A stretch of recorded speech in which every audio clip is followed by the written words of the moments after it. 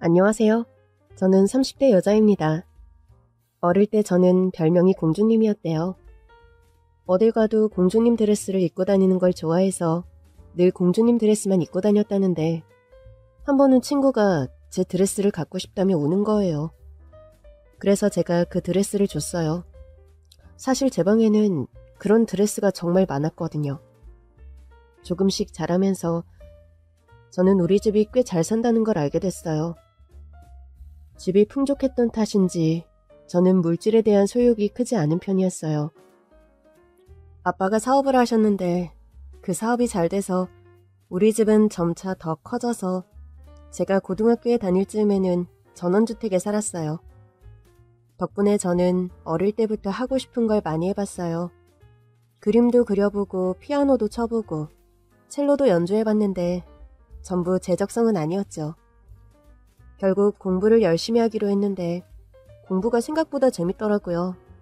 덕분에 좋은 대학에 갔고 그곳에서 한 남자를 만났죠. 안녕하세요, 선배님. 근데 볼 때마다 꼭 그렇게 선배님이라고 불러야겠어?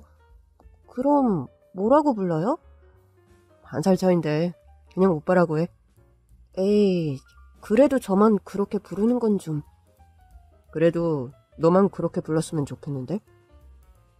1년 선배였는데 신입생 환영회 때부터 저를 잘 챙겨주더니 점점 대놓고 호감 표현을 하기 시작했죠. 그래서 저도 꿈을 그리던 CC라는 걸 해보게 됐어요. 캠퍼스 커플이라니. 처음엔 재미로 시작한 연애였는데 의외로 죽이 잘 맞아서 교제 기간도 길어졌어요. 그가 먼저 대학을 졸업한 뒤엔 그 허전함이 너무 커서 힘들 정도였죠. 그래서 깨달았어요. 이 사람이랑은 헤어지면 안 되겠다. 그래서 제가 먼저 청혼을 해버렸거든요. 그랬더니 남자친구가 너무 당황하더라고요. 아니, 이게 뭐야? 반지? 반지도 네가 준비한 거야? 그럼 프로포즈인데 반지도 없이 해? 나한테도 기회를 줘야지. 그냥 말은 네가 먼저 하더라도 반지는 내가 준비해야 하는 거 아니야? 취준생이 무슨 돈이 있다고. 월급 받는 내가 사야지. 사실 저는 졸업할 즈음에도 취업에 대한 부담감이 전혀 없었어요. 이미 아빠 회사로 들어가기로 돼 있었거든요. 하지만 남자친구는 이 사실을 전혀 모르고 있었습니다. 그 말인 즉슨 제가 꽤 잘 사는 집 딸이라는 것도 모르고 있었다는 것이죠. 그게 내가 그동안 모은 용돈이 꽤 되거든. 그래도 이건 너무 미안하지. 어릴 때 친구를 잃은 이후로는 우리 집이 얼마만큼 산다는 티를 전혀 내본 적이 없었어요. 그래서 자연스럽게 남자친구에게도 티를 내지 않았던 건데 결혼이라는 결정을 앞두고는 더는 숨길 수는 없겠더라고요. 남자친구는 제가 준비한 반지를 미안해하며 받으면서도 한숨을 내쉬었어요. 나도 너랑 결혼하고 싶지. 근데 당장은 좀 어려워. 아직 너도 취준생이고 나도 사회초년생이라. 우리 같이 돈 모아서 몇 년 뒤에 결혼하자. 돈을 모아서? 사실 그때 이미 제 앞으로 아파트가 한 채 있었어요. 제가 성인이 되면서 아빠가 분양받은 아파트를 제 앞으로 옮겨주신 거였죠. 당시에는 세를 주고 있었지만 곧 계약 기간이 만료되는 시점이었어요. 그래서 저는 하루라도 빨리 남자친구와 결혼해서 그 집에서 신혼생활을 시작하면 된다고 생각했거든요. 제가 당황하자 남자친구는 너무 미안했어요. 미안해. 이렇게밖에 말을 못해서. 그래도 결혼은 현실이잖아. 나는 아무 준비도 없이 너랑 결혼할 순 없어. 너만 고생할 테니까. 그게 오빠, 혹시 말이야, 집만 있으면 되는 거야? 저의 질문에 남자친구는 꽤 당황했고 제가 아파트가 한 채 있다고 하자 입을 다물지 못하더라고요. 너 재테크 했어? 무슨 돈으로? 종잣돈이 있었어? 재테크도 배우긴 했지. 그래서 저축한 돈도 좀 있긴 해. 물론 종잣돈은 아빠가. 우리 아빠가 어릴 때부터 재테크를 좀 가르쳐줬거든. 그래? 그래도 네 나이에 아파트가 있다니. 그렇게 한참을 생각하던 남자친구가 비로소 답을 찾은 눈치더라고요. 너희 집 부자야? 부자까진 아니고 아빠 사업이 잘 돼서 덕분에 나도 편하게 산 거지. 남편은 아빠 회사 이름을 듣더니 할 말을 잃었고 불현듯 시무룩하게 말했습니다. 너희 집에서 나 마음에 안 들어 하실 것 같은데? 왜 그렇게 생각해? 나 이미 다 말했어. 몇 년 사귄 남자친구한테 청혼할 거라고. 내가 어떤 사람인지 말했어? 오빠가 어떤 사람이냐고? 오빠는 내가 사랑하는 사람이지. 그 순간 남자친구가 웃음을 터뜨리더라고요. 그렇게 우린 결혼했어요. 시댁에서도 집안 경제 상황 차이가 큰 것을 우려하셨지만 우리 부모님은 그런 걸 전혀 개의치 않으셨어요. 집은 제가 분양받은 아파트에서 시작했고 결혼 자금도 대부분 부모님이 해주셨어요. 당시 시아버지께서 병상에 계셨고 시댁은 그 병원비를 감당하는 것만으로도 버거운 상태였거든요. 그래서 시어머니께서는 저를 참 예뻐해 주셨어요. 네 시아버지가 돌아가시기 전에 둘째까지 장가가는 걸 보여드려서 내가 다 기뻐. 너희 집의 배려가 아니었으면 가당키나 했겠니? 어머니, 그럼 저를 더 칭찬해 주세요. 제가 자신 없어하는 우리 남편 꼬드겨서 밀어붙였어요? 아유, 예쁜 거. 네가 우리 집안 복덩이다, 복덩이야. 알고 보니 제가 시어머니의 소원을 들어드린 셈이 됐더라고요. 덕분에 저는 시댁에서도 사랑을 받으며 결혼 생활에 적응하기 시작했어요. 물론 저와 시어머니를 보는 형님의 시선은 좀 날카롭긴 했죠. 동서는 참 좋겠다. 집이 잘 살아서 한 방에 점수를 땄네? 아, 그런가요? 그럼 저희 부모님께 감사해야겠네요. 부모님 덕이죠, 뭐. 그래서 난 부모님 덕도 없다는 소리야? 에? 아니요. 절대 그런 뜻 아니에요. 그렇게 형님과 마주칠 때마다 소소한 신경전이 있긴 했지만 솔직히 크게 신경 쓰지 않았어요. 제가 신경 쓴 사람은 사랑하는 남편과 시아버지 병시중에 지쳐있는 시어머니였죠. 저는 종종 시어머니를 모시고 맛있는 것도 사드리고 드라이브도 가고 했는데 그러면서 더 정이 들었던 것 같아요. 그렇게 새로운 가족과의 정을 쌓아나가던 어느 날 친정아버지 회사에 큰 문제가 생기고 말았습니다. 건재하던 회사였다 보니 잠깐 지나가는 위기일 거라고 생각했는데 결국 부도가 나고 말았어요. 그 일로 친정 부모님은 전 재산을 다 압류당했고 오갈 데가 없는 신세가 되셨죠. 제 신혼집으로 오라고 말씀드렸는데도 저한테 피해를 줄 수 없다며 극구 거절하시더라고요. 이 얘기는 시댁에는 비밀로 하기로 하고 남편과 말을 했는데 제가 꽤 오래 연락이 없자 시어머니께서 전화를 거셨더라고요. 어머니, 잘 지내시죠? 죄송해요. 제가 요즘 좀 바빠서 못 찾아뵀어요. 네 친정일 때문인 거지? 어머니, 그거 어떻게 하셨어요? 혹시 남편이 말했어요? 아, 뉴스에 나오더라.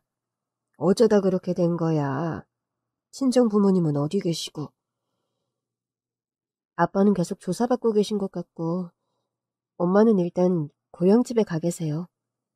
우리 집에라도 모시려고 했는데 불편해서 싫다고 하셔서요. 예, 잠깐 우리 집으로 좀 와라. 시어머니는 저를 집으로 부르셨고 제 앞으로 통장을 내미셨습니다. 이거 네 시아버지 보험금 받은 거야. 돈이 꽤 돼. 친정 부모님께 드려. 네? 어머니, 이 돈을 어떻게 그렇게 써요? 사람 살리는 것보다 중요한 일이 어디 있니? 다가사돈도 조사받고 한다는 거 보니 상황이 꽤 심각한 것 같은데. 급한 불 끄는 데라도 사용하시라고 해. 저희 부모님은 절대 안 받으실 거예요. 제 도움도 안 받겠다고 하시는걸요. 내가 드렸다고 해. 네가 한 거 아니고 내가 드리는 거라고. 그런다고 받으실까요? 그리고 그냥 주시면 안 되죠. 빌려주시는 거로 해야죠. 부모님이 받으실 것 같진 않지만 혹여라도 도움 받겠다고 하시면 차용증이라도 쓸게요. 차용증은 무슨, 내가 둘째 아들 결혼시키면서 쓴 돈이 한 푼도 없더라. 원래는 남자가 집도 해가야 하는 건데 내가 이 정도 돈도 못 내놓겠니? 더더구나 이 돈은 네 시아버지가 마지막 선물로 남겨준 돈이기도 하고 좋은 데 쓰는 거 보시면 좋아하실 거야. 어머니, 전 그래서 더 못 받겠어요. 쓸데없는 소리. 부모님 힘든 건 생각 안 해? 어머니, 제가 아파트 팔아서 갚을게요. 그랬다가는 나한테 아주 혼날 줄 알아. 너희 부모님도 네가 그럴까봐 돈 거절하신 거잖아. 내가 종잣돈이 좀 있어서 도와드리는 걸로 하자. 급한 불 끄시고 정 불편하시면 나중에 갚으시라고 해. 처음엔 친정 부모님은 절대 받을 수 없다고 하셨어요. 그러나 시어머니가 직접 나서서 돈을 들고 가시자 결국 눈물을 보이시더라고요. 이런 모습 보여드려서 죄송합니다. 사부님께 면목이 없네요. 걱정만 끼쳐드리고. 그런 엄마의 손을 시어머니께서 꼭 잡으시더라고요. 저야말로 아들 장가 보내면서 뭐 하나 해드린 것도 없고 남편이 아파서 걱정만 끼쳤던 사람이잖아요. 살다 보면 이런 날도 있고 저런 날도 있다는 거 우리는 알잖아요. 또 좋은 날이 올 겁니다. 부디 받아주세요. 며느리도 제 자식입니다. 며느리가 부모님 일로 마음 아파하는 게 가슴이 아파서 얼마 안 되는 돈이라도 도움이 된다면 보태고 싶었어요. 결국 부모님은 시어머니의 도움을 받으셨고 시어머니께서는 이 일은 아주버니와 형님께는 알리지 말자고 하셨어요. 그러나 시어머니와 함께 시댁에 들렀을 때 두 분이 이미 낌새를 차리고 와 계시더라고요. 엄마, 우리가 빌려달라고 했던 돈 재수씨 부모님 드린 거예요? 그게 무슨 소리야? 왜 갑자기 그런 소리를 해? 엄마 통장 잔고 조회해보니까 돈 없던데요? 네가 왜 내 통장 잔고를 조회해? 엄마 통장 비밀번호가 그대로더라고요. 아니, 그래도 그렇지? 솔직히 말씀하세요. 재수씨 부모님 망해서 도와주신 거죠? 그래서 둘이 같이 온 거죠? 결국 시어머니의 종잣돈이 우리 집으로 흘러들어갔다는 것을 알게 된 아주버니와 형님은 대놓고 저를 무시하기 시작했습니다. 부잣집 따님이 시집온 줄 알았더니 거지 며느리를 보셨네요. 뭐? 너 어떻게 동서한테 그런 소리를 할 수가 있니? 어머니, 솔직히 동서 예뻐하셨던 이유가 친정에 돈이 많아서였잖아요. 그래서 서방님 장가 보낼 때 돈 한 푼 안 드셨고요. 내가 고마운 건 사돈댁의 배려였어. 네 시아버지 병시 중에 돈도 많이 들어갔지만 정신이 하나도 없었는데 나 신경 쓰지 말라고 결혼식도 알아서 척척 준비해 주시고 결국 네 시아버지 둘째 아들 결혼하는 것까지 보고 돌아가셨잖아. 나는 그게 감사했던 거야. 그게 다 돈이 있으니까 가능했던 거잖아요. 뉴스 보니까 동서네 집 쫄딱 망했던데. 이젠 어떻게 하실 거예요? 뭘 어떻게 해? 어머님 인생의 마지막 종잣돈까지 다 주시고 못 돌려받으면 어쩌려고 그러시냐고요? 돌려받을 생각으로 드린 돈도 아니지만 그걸 왜 네가 신경 써? 시어머니는 저와 우리 집을 대놓고 무시하는 형님과 아주버니를 매섭게 혼내셨어요. 그 후로는 두 분이 어머니 앞에서 저를 무시하진 않더라고요. 그러나 언젠가부터는 집안의 대수사도 저에게는 상의조차 하지 않는 것으로 저를 무시하기 시작했어요. 그 후로 1년이 지나 시어머니의 칠순잔치를 준비할 때도 마찬가지였죠. 그 일로 형님께 전화를 드렸더니 형님이 황당하다는 투로 그러시더라고요. 동서가 무슨 돈이 있다고 그런 걸 신경 써? 그냥 우리가 오라고 하면 와. 그리고 내라는 돈 내면 돼. 동서 형편 봐서 조금만 받을게. 별 수 있나? 큰 집엔 우리가 더 내야지. 솔직히 말하면 똑같이 반반 내라고 하고 싶지만 내가 참는다. 결국 저는 하루 전에서야 시어머니의 칠순잔치 장소를 알게 됐어요. 남편은 먼저 출발했고 저는 친정엄마를 모시고 갔거든요. 제가 친정엄마와 들어오자 형님과 아주버니는 우리 부모님을 보면서 콧방귀를 끼더라고요.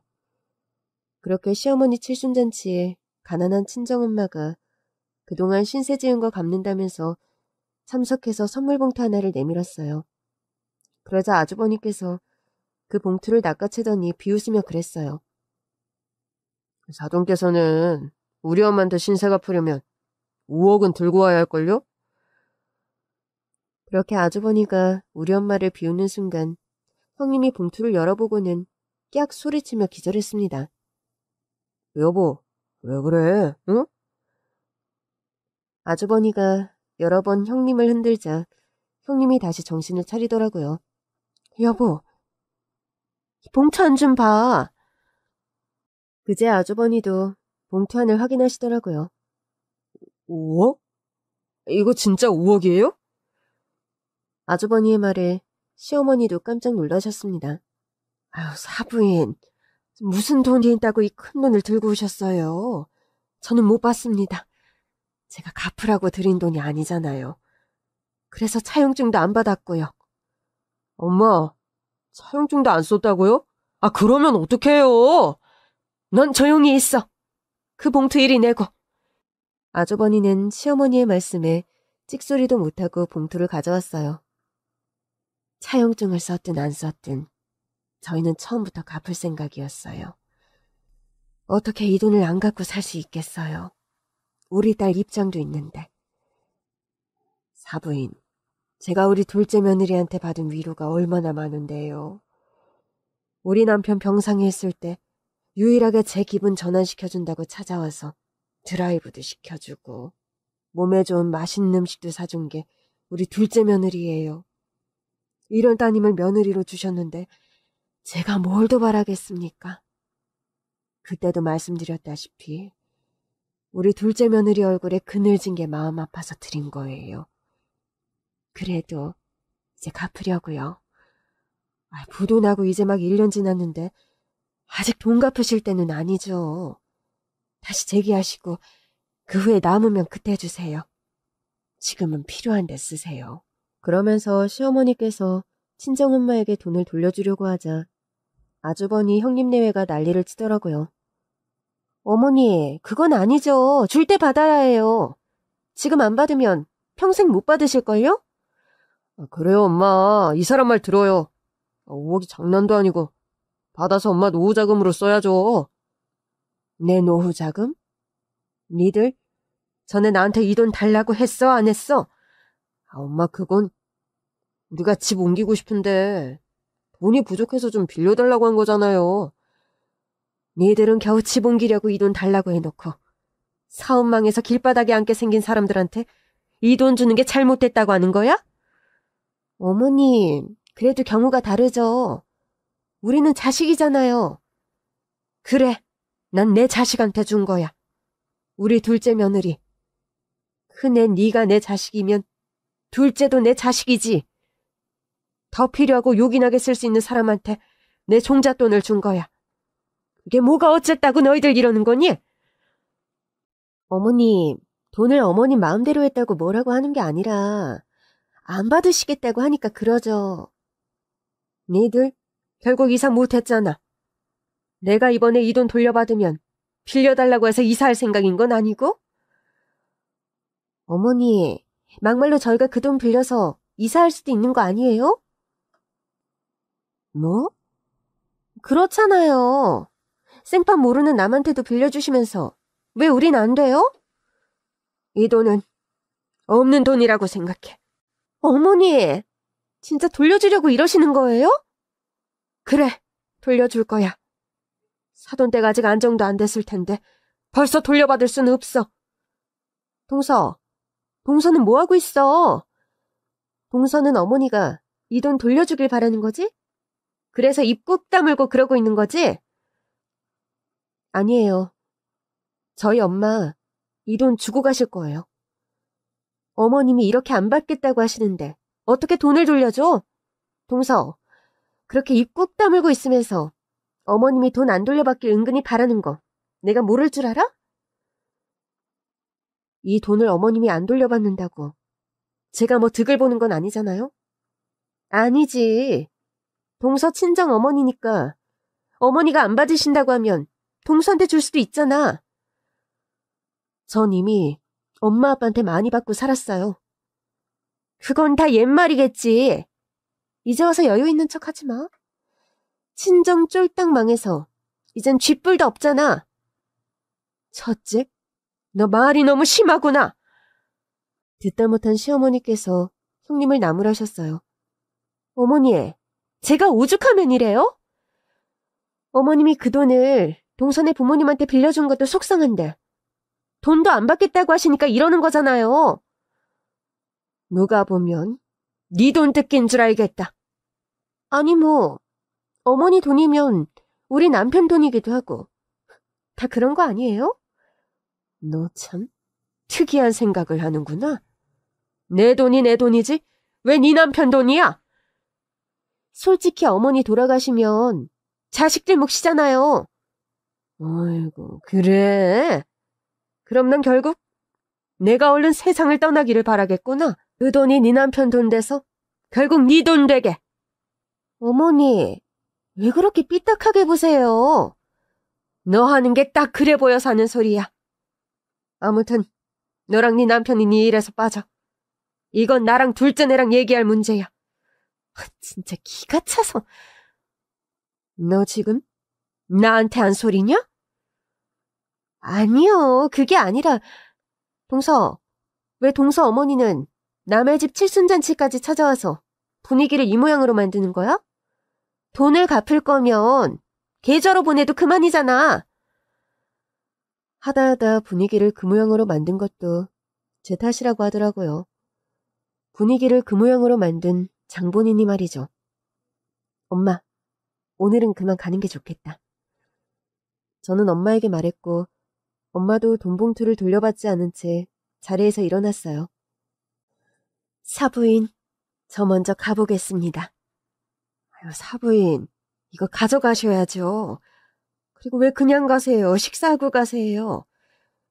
좋은 날이라 좋은 소식 전하러 온 건데 생각지도 못한 분위기가 되고 나니 마음이 씁쓸하네요. 안 되겠네요. 우리는 방에 들어가서 따로 식사하시죠. 둘째야, 너도 들어와. 결국 시어머니는 우리 엄마의 손을 잡고 방으로 들어가셨고 저도 따라 들어갔습니다. 그 와중에도 형님은 저를 보며 씩씩거리고 있더라고요. 도대체 방에서 무슨 작전을 하려고 저러는 거야? 그러니까 말이야. 어머니 칠순잔치인데 뭐라고 할 수도 없고. 저는 아주버니와 형님네의 말을 못 들은 척 안으로 들어갔어요. 사부인, 죄송합니다. 제가 자식을 잘못 키웠나 봐요. 자식이 어디 제 마음대로만 크나요? 사실 저희 집 상황이 아주 좋아졌어요. 어머나, 아유 정말이에요?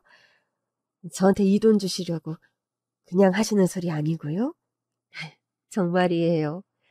그래도 남편이 바깥일을 오래 하던 사람이잖아요. 위기도 잘 극복했고 문 닫았던 사업장도 다시 열었어요. 열었더니 그동안 우리 남편을 신뢰했던 거래처들이 다시 거래를 트겠다고 연락을 해왔더라고요. 그럼 전에는 왜 그렇게 됐던 거예요? 믿었던 임원이 배신하는 바람에 회사가 위청했어요. 부도까지 갔지만 지금은 다시 회생했고요. 아유 세상에, 정말 잘 됐네요. 어머니 죄송해요. 미리 말씀드리고 싶었는데 엄마가 깜짝 선물 드리자고 해서. 내가 이 모녀들 때문에 피가 마를 뻔했네요. 죄송합니다, 사부인. 아니에요. 저도 너무 좋아서 하는 농담입니다. 어쩐지 둘째가 다시 회사에 다니는 눈치길래 다른 회사에 취업했나 했더니 어머, 그것도 눈치채고 계셨어요? 그럼. 근데 나한테 말을 안 하길래 친정 부모님들 도와드리려고 몰래 일을 하나 했지. 그래서 모른 척 했어. 그러셨구나. 아빠 회사가 다시 문을 열면서 일이 바빠졌거든요.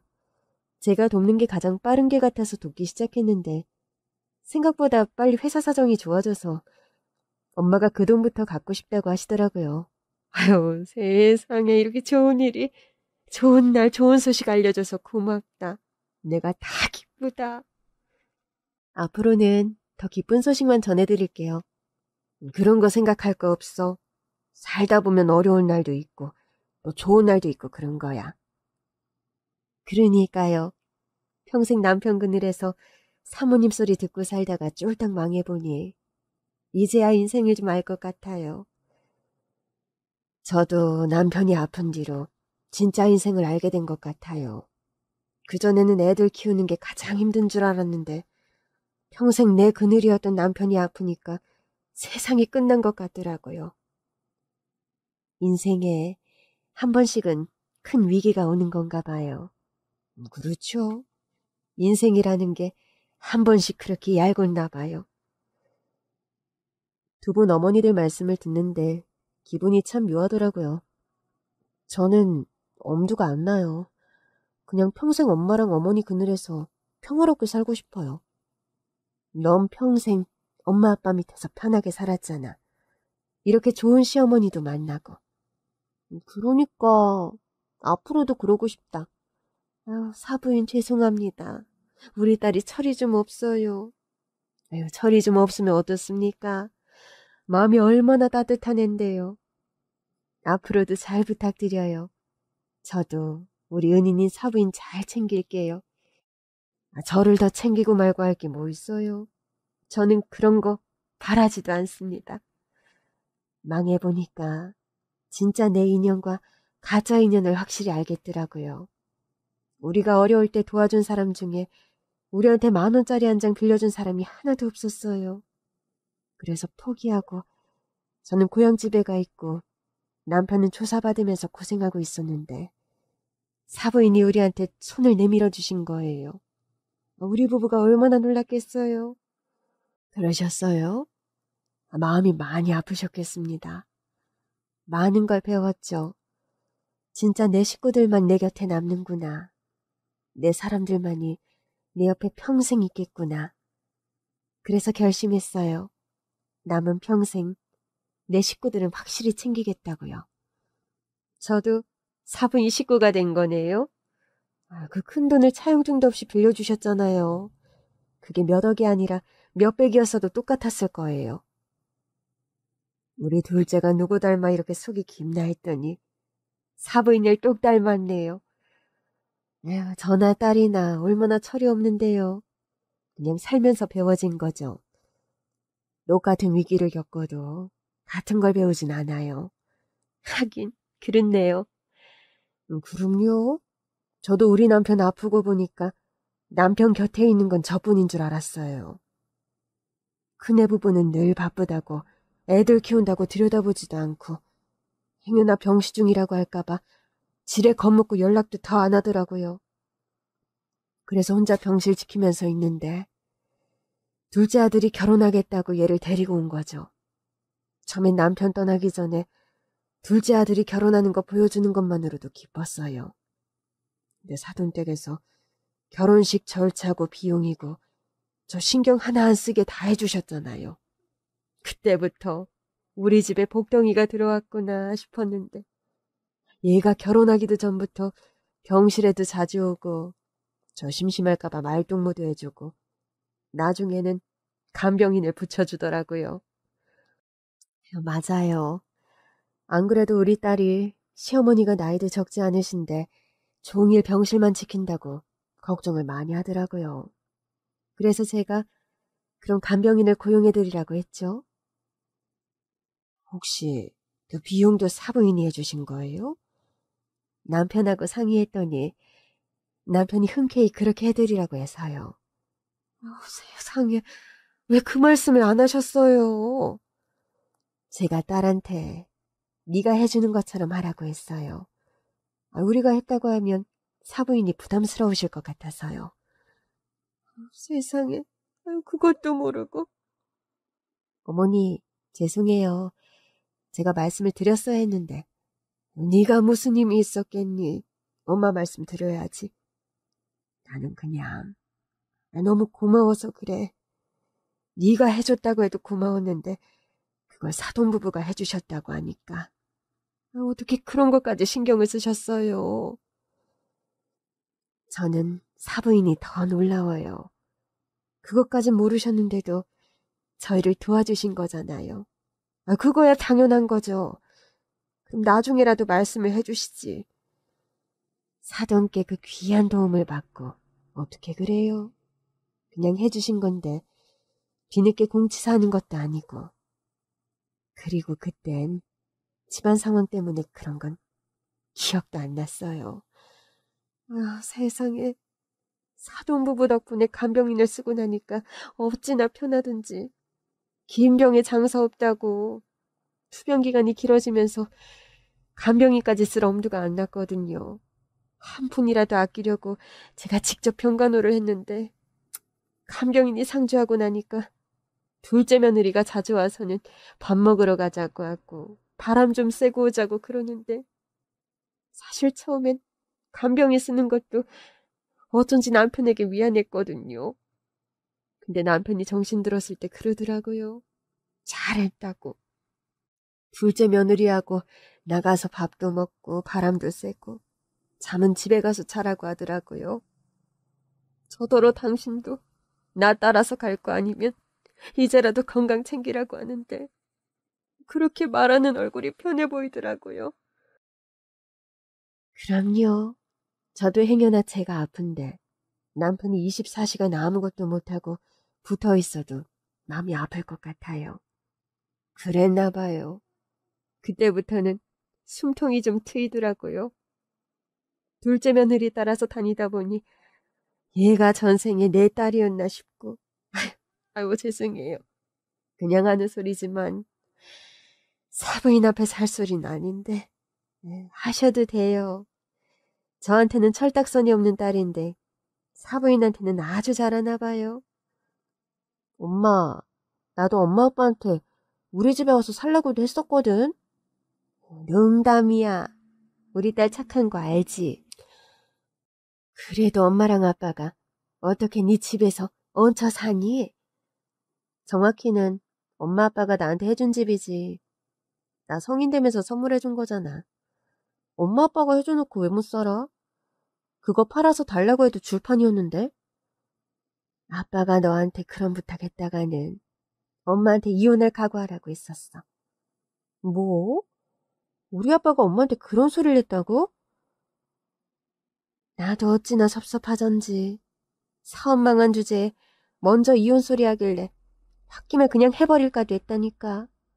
지금 뭘 가를 쳐지는 되나 싶고. 근데 또 나도 너한테 그런 부탁은 못하겠더라고. 왜? 자존심 때문에? 엄마 아빠가 이미 너한테 준 거고 그건 우리 것도 아니었고 내 생각에도 너한테 정말 미안한 부탁을 해야 하는 건데 결혼해서 잘 살고 있는 너한테 이게 무슨 민폐인가 싶더라고. 우리 사부인이랑 며느리는 모녀지간인데도 너는 너, 나는 나 같은 느낌이네요. 그런 것도 없지 않아 있어요. 부모로서 자식에게 해줄 수 있는 건 해주겠지만 그건 그냥 해준 거지 돌려받아야 할 건 아니라고 생각했거든요. 남편이랑 딸 낳은 뒤로 그런 대화를 자주 했었고요. 좀 정 없어 보이나요? 아니요. 저도 그런 주의거든요. 남편이 세상 떠나고 통장잔고가 하나도 없었어요. 그런데 남편이 언제 들어놓은 건지 생명보험을 들어놨던 거예요. 제 앞으로 드러나서 돈이 몇 억 나오고 나니까 제 아빠 병실에는 찾아오지도 않던 첫째 내외가 그 돈을 빌려달라고 하대요. 애들 커서 집을 옮기고 싶은데 돈이 부족하다. 대출 받으면 이자가 얼마니까 차라리 그보다 좀 더 싼 이자로 저한테 주면서 나중에 갚겠다 그러는 거예요. 근데 제가 딱 잘랐거든요. 전혀 안 그래 보이시는데 그게 아마 큰애네가 아픈 아빠 좀 종종 들여다보기라도 했으면 그렇게까지는 안 했겠죠. 근데 부부는 일심동체라잖아요. 남편한테 그렇게 군 큰애네가 아무리 자식이어도 예뻐 보이지 않더라고요. 그래서 딱 잘났어요. 너희가 우리한테 그랬던 것처럼 너희는 너희 삶을 살아라. 나는 내 삶을 산다. 그래서 저 난리가 난 거군요. 그 돈을 우리한테는 너무 쉽게 빌려주셔서 전 오히려 묻고 싶었어요. 걔들이 섭섭해할 처지는 되는 건지. 그건 남편이 마지막으로 나한테 남긴 유산이잖아요. 근데 왜 그거에 눈독을 들이냐고요? 알아서 잘 모아서 대출을 받든 뭐라든 자기들 힘으로 집을 옮겨야죠. 사실 걔들 사는 그 집도 남편이 결혼 선물로 해준 거예요. 그때만 해도 남편이 아프지 않아서 우리 집 형편이 좋았거든요. 지들은 그런 선물도 받았으면서 우리한테 한 푼 지원도 못 받고 결혼한 둘째네한테 그러면 안 되죠. 둘째네한테 주신 게 아니라 우리한테 주셔서 더 그랬겠죠. 누구한테 주든 그건 내 마음이잖아요. 하긴 그렇긴 해요. 그러니까 어이가 없다는 거예요. 쟤들 저러는 거 아주 보기 싫어요. 그래도 용서해 주실 거잖아요. 저야 그게 되지만 우리 둘째 며느리가 너무 마음고생을 해서. 우리 딸이요? 아유, 제가 그 돈 사돈께 드렸다고 첫째가 둘째를 못 잡아먹어서 안달이더라고요. 한번 혼내긴 했는데 그런다고 뭐가 달라졌겠어요? 오늘 제 칠순잔치 장소 정한 것만 봐도 너한테는 상의도 안 했지? 어머니 어떻게 하셨어요?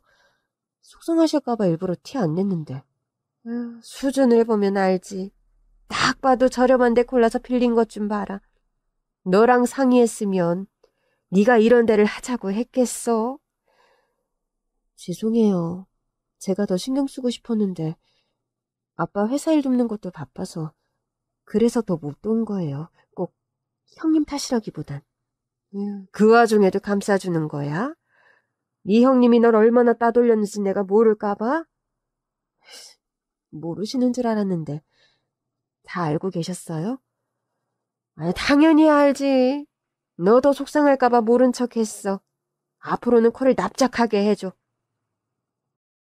제가 뭐라고 형님 코를 납작하게 해요. 쟤들이 널 무시한 이유가 뭔데? 친정 망했다고 돈으로 무시한 거잖아. 쟤들은 앞으로도 많이 배우고 뉘쳐야 해. 에휴, 제가 뭐라고 형님 코를 납작하게 누르겠어요. 말은 그렇게 했지만 화장실에 가려고 방을 나오는데 저도 모르게 웃음이 나더라고요. 그때였어요. 제 앞을 형님이 딱 가로막고 서더라고요. 안에서 무슨 얘기했어? 아, 두 분이 회포 풀고 계세요. 동서, 진짜 별로인 거 알지? 제가요? 그래.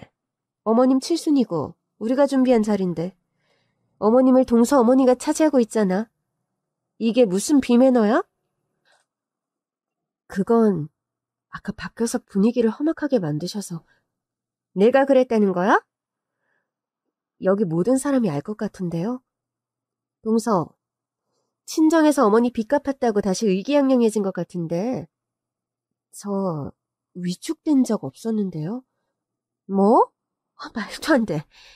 내가 이 난리를 쳐도 늘 아무 소리 없었잖아. 그게 위축된 거로 보이셨어요? 그냥 대꾸를 안 한 거예요. 네가 뭔데 대꾸를 안 해? 제가 몰아서가 아니라 그냥 말 같지도 않은 말은 원래 대꾸를 안 하는 편이어서요. 순간 형님이 말문이 턱 막힌 표정이더라고요. 죄송해요. 형님께 이런 소리 하고 싶진 않지만 그동안 워낙 말 같지도 않은 소리를 계속 하셨잖아요. 막말로 제 친정이 망한 게 제가 망한 것도 아니고 우리 남편 회사 잘 다니고 있고 저도 다른 데 취업하려면 얼마든지 할 수 있었던 거라 엄마가 못 갚으면 저라도 갚으면 되는 돈이라고 생각했기 때문에 위축된 적 없었어요. 말도 안 돼 진짜. 돈 갚아도 이제 와서 이러는 거잖아. 이런다고 뭐가 달라질 것 같아? 달라진 건 전부터 아무것도 없었죠. 뭐? 어머님은 그 돈을 빌려주시기 전이나 후나 절 예뻐해 주셨고, 저도 전이랑 똑같이 어머니랑 지냈고요. 가족한테 도움받은 게 죄송하긴 했지만 어머님이 손을 내밀어 주신 거기도 하고 제가 죄를 지은 건 아니잖아요. 돈을 빌렸잖아. 돈 빌린 게 꼭 죄는 아니죠. 일단 우리는 빌려달라고 한 적도 없었지만 형편이 정말 안 좋아서 그렇게 된 거기도 하고, 더더구나 어머니는 그냥 주시는 개념으로 저희 부모님을 도와주신 거였고요. 동서, 이제 보니 완전 뻔뻔하네? 솔직히 말해. 원래는 안 갚을 생각이었지? 아까도 말씀드렸잖아요. 엄마 아빠가 못 갚으시면 저라도 갚으려고 했다고. 우리 남편도 보태겠다고 했었어요. 그리고 형님, 그렇게 치면 형님은 어머니한테 일부러 죄를 지으려고 하셨던 거잖아요. 그게 무슨 소리야? 형님은 어머님이 빌려주겠다고도 안 한 돈을 빌려달라고 하셨잖아요. 꼭 필요한 돈도 아니었는데. 왜 안 필요해? 우리 애들이 더 큰 집에서 살고 싶다고 해서 그래서 빌리려고 한 거잖아. 형님, 흥분하지 마세요. 저는 그냥 형님이 돈 빌린 게 죄라고 하시길래 같은 맥락이 아닌가 싶어서 말한 거예요. 우리 쪽은 정말 어쩔 수 없이 도움을 받은 거지만 형님 댁은 꼭 그런 입장도 아니었으니까. 그걸 죄로 친다면 형님이 더 심하신 경우 아니었나 싶어서요. 형님은 또 한동안 할 말을 잃은 듯 씩씩거리기만 했습니다. 저 그럼 화장실 좀. 더 하실 말씀이 없어 보여서 화장실에 가려고 했더니 화장실까지 쫓아오시더라고요. 그럼 오늘 돈 반반씩 내. 내가 봐주려고 했는데 도사 안 되겠다? 아, 여기 대관료. 아까 남편이 다 냈어요. 뭐? 형님이 우리한테 달라고 했던 약간의 돈이 대관료 전액이더라고요. 그래서 남편이 바로 결제했어요. 그게 무슨 소리야? 그러게 말이에요. 그리고 볼일을 보고 나왔는데도 형님은 계속 저를 쫓아다녔습니다. 아까 동서가 말했듯이 둘이 망한 건 아니니까 우리가 그 외에는 다 신경 썼으니까 대관료는 내라고 한 거야. 우리가 신경 쓴 게 대관료에 비하면 절반도 안 되는 거거든. 그렇구나. 알겠습니다. 저는 대화를 좀 그만하고 싶은데 형님은 강아지 마냥 제 꽁무니를 계속 쫓아다녔어요. 다시 연회장으로 들어갔을 때 시어머니와 친정엄마가 밖에 나와 계시더라고요. 좋은 날 이렇게 축하하러 와줘서 모두 고맙다. 앞으로도 건강하게 살아볼 테니까 너희들도 너희 앞가림 잘하면서 살아. 시어머니는 쿨한 덕담을 하셨고 아주버니는 얼굴이 불그락 푸르락해서는 시어머니께 따져 물었습니다. 엄마, 그건 너무한 거 아니에요? 내가 뭐가 너무해? 아니, 앞으로도 앞가림을 알아서 잘하라니. 엄마는 다시 종잣돈 챙겼다 이거죠? 큰아들, 그럼 넌 장가 가서 자식까지 있는 녀석이 엄마 등쳐먹을 생각이었어? 아니, 그게 아니라. 너 자꾸 나 부끄럽게 할래? 사부인까지 와 계신데? 부끄러운 건 사돈어른이죠. 엄마 등쳐먹은 것도 사돈어른이고.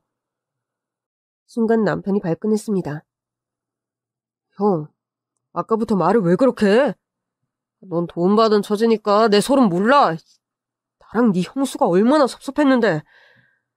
우리가 엄마 아빠한테 얼마나 잘했는데.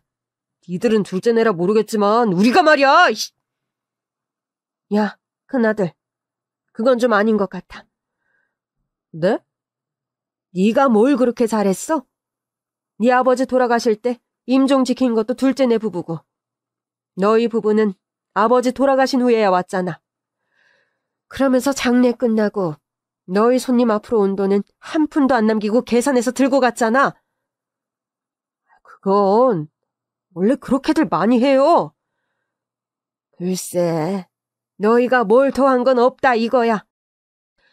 너희가 건강하게 자기 밥벌이만 해도 충분하다고 생각했는데 자꾸 뭘 더한 것처럼 말하니까 나도 좀 섭섭하다. 막말로 네 아버지 병시중 할 때 내 옆에 지켜준 건 우리 둘째 며느리야. 그제야 아주버니도 입을 다물더라고요. 이렇게 좋은 날 가족끼리 싸우는 모습을 보일 줄은 몰랐구나. 특히 사부인 앞에서 제가 면목이 없습니다. 저는 괜찮습니다. 사부인의 칠순을 축하할 수 있어서 그냥 좋아요. 그럼 다들 먹을 만큼 먹은 것 같으니 나는 사부인이랑 가서 2차를 좀 해야겠다. 어머니, 그게 무슨 말씀이세요? 우리는요. 니들은 빠져. 엄마들끼리의 시간이니까. 그러면서 시어머니는 우리 엄마의 손을 꼭 잡고 나가셨어요. 두 분이 나가시고 나자 아주버니와 형님은 어이가 없다는 듯 중얼거렸습니다. 어머니도 결국 사람이네. 돈 돌려받고 나니까 기분 좋아서 저러시잖아. 저러다 또 망해서 또 빌려달라고 하면 어쩌려고 저러신데? 형수님, 그런 걱정은 안 하셔도 될 것 같네요. 서방님, 제가 괜히 그래요? 서방님 와이프가 시어머니한테 계속 알랑방귀 끼면서 어머니 주머니 털어가니까 하는 소리 아니에요. 마음대로 오해하세요. 제 아내가 그런 사람이었으면 엄마가 이렇게 예뻐하지도 않으셨겠죠. 기가 차서 진짜. 그럼 나는 매번 주머니 털어가서 예쁨을 못 받는다 이거예요?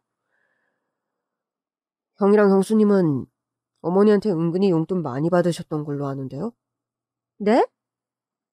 우리 아버지 살아계셔서 형편 좋은 때도 그랬고 아버지 때문에 치료비 많이 나갈 때도 애들 학원비 부족하다고 한 푼 두 푼 가져가셨다면서요? 어머님이 서방님한테 그런 소리도 하세요? 형이 했어요. 조금 전에. 늘 그러던 어머니가 이제는 한 푼도 안 해주려고 해서 섭섭하다고. 당신 미쳤어? 보니까 아주버니는 이미 술에 거나하게 취해 있더라고요. 저는 남편의 손을 잡았습니다. 자기야, 가자. 마무리는 돈 한 푼 안 쓴 형님 댁에서 하겠지. 응? 그게 무슨 소리야? 우리한테 내라고 한 절반도 안 되는 대관료 말이야. 그게 얼마였는지 알아? 얼만데? 아까 당신이 결제한 그 금액. 뭐? 그럼 결국 오늘 대관료는 우리가 다 낸 거야? 어찌나 저렴한 곳을 선택했던지. 나라면 한 번뿐인 어머니 칠순인데 더 좋은 데서 하자고 했을 것 같아. 그러게. 어쩐지 음식도 좀 아쉽고. 속상해. 따로 파티라도 해드릴까봐. 그러자. 우리 친정 가서 하자고 할까? 얘기를 듣던 형님이 무안해하면서도 끼어들더라고요. 동선에 친정에서 하다니? 쫄딱 망해서 집도 코딱지만 할 것 같은데? 우리 아버지 재기에 성공하셔서 전에 살던 전원주택 다시 사셨어요. 경매로 넘어갔었는데 아직 안 팔리고 있었다고 하더라고요. 뭐? 왜요? 우리 부모님이 망했는데 돈만 갚은 줄 아셨어요? 누가 보면 동서가 재기한 줄 알겠다? 저도 아빠 회사에서 같이 일하다 보니까 아무래도 다시 자산을 좀 축적했죠. 뭐? 우리 아빠가 워낙 어릴 때부터 저한테 재테크를 많이 가르쳐 주셨는데 그 종잣돈은 항상 아빠가 마련해줬거든요. 그래서 동선의 친정이 완전히 부활했다는 거야? 어머, 그거 너무 좋은 표현이네요. 부활. 딱이다. 그렇지, 여보? 그러게. 아버님께 그렇게 말씀드려야겠다. 부활을 축하드립니다. 아빠, 완전 빵 터질 것 같은데? 우리 부부는 손을 잡은 채 연회장을 나왔고 한참을 웃었어요. 솔직히 나는 우리 엄마 아빠가 제기한 거에 큰 감흥은 없었거든. 우리 아빠는 워낙 능력 있는 사람이니까 다시 잘할 거 알고 있었고, 어머니 돈을 생각보다 빨리 갚아서 다행이다 싶었는데, 형님네 부부가 말문이 막혀 사는 거 보니까 은근히 쾌감이 있네? 당신이 알게 모르게 그동안 스트레스가 많았나 봐. 내가 미안해. 내가 더 챙겼어야 했는데. 괜찮아. 형님 정도는 내가 상대할 수 있어. 수가 좀 얕아. 알겠어. 그럼 내가 형을 맡을게. 그렇게 농담을 주고받으며 집으로 돌아왔어요. 그리고 몇 주 뒤 우리는 약속대로 시어머니의 칠순 파티를 친정에서 다시 열었어요. 그냥 엄마한테 운만 띄웠는데 알아서 다 준비를 해주셨더라고요. 시어머니를 모시고 도착했더니 고급 출장 뷔페에 정원 장식까지 너무 아름다운 겁니다. 근데 너희 형님 부부는 안 왔어? 초대는 했는데 바쁘다고 하시네? 배가 아파서 그럴 거야. 사부인, 뭘 이렇게 성대하게 준비하셨어요? 우리 사부인 팔순 때는 더 거하게 해드릴 테니까 건강하게 오래오래 사시라고요. 제가 오래 살면 애들이 고생이죠. 그게 무슨 말씀이세요? 이렇게 좋은 시어머니가 든든하게 계셔주셔야 애들도 편안하게 살죠. 맞아요, 어머니. 우리는 함께 저녁도 먹고 와인도 한 잔씩 하면서 근사한 시간을 보냈어요. 나도 오랜만에 우리 집에서 파티하니까 너무 좋다. 그러게 말이야. 이런 날이 다시 올 줄 누가 알았겠니? 난 알고 있었는데? 어떻게 알았는데? 난 우리 아빠 팬이니까. 아빠는 어릴 때부터 나의 거대한 스승이셨지. 얼씨구. 너 아빠가 투자라는 종목이 지금 엄청 뛰었다고 이러는 거지? 당연하지. 아빠한테 더 좋은 정보를 얻으려고 고군분투 중인 거 안 보여? 우리는 한바탕 웃었어요. 그날 이후 형님네 부부는 아주 조용해졌습니다. 제가 친정에서 어머니 칠순잔치 뒤풀이 한다고 오시라고 연락을 했는데도 애들 핑계를 대시면서 거절하시더라고요. 나도 가고 싶은데 애들이 학원에서 늦게 와서 말이야. 그러시구나. 엄마가 꽤 근사한 파티를 준비하셨다는데 같이 와서 즐기시면 좋을 텐데요. 애들도 학원하러 빠지고 오면 안 될까요? 아니 뭐 우리가 동선에 잘 사는 거 봐서 뭐 한다고. 아, 형님은 그렇게 보이시는구나. 그냥 우리는 어머니 칠순 파티 한 번 더 해드리려고 초대하는 건데요. 아니, 뭐, 내가 뭐래? 바빠서 못 간다고. 나도 가고 싶은데 혹시라도 시간 나시거든 오세요. 같이 좋은 시간 보내면 좋잖아요. 나 바쁘니까 끊을게.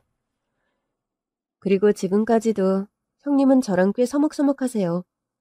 제가 좀 다가가려고 해도 본인이 한게 있어서인지 계속 눈치만 보시네요. 아주버니도 마찬가지시고요. 그래서 종종 가족여행을 가는데도 잘 안 오시려고 해요. 그래서 어느샌가부터 가족여행이 시어머니랑 우리 부부, 그리고 우리 친정부모님 조합이 돼버렸지 뭐예요? 뱃속에 있는 우리 아기가 태어나면 이제 아이까지 함께 다니며 부모님들과 더 좋은 추억을 많이 쌓아갈 생각입니다.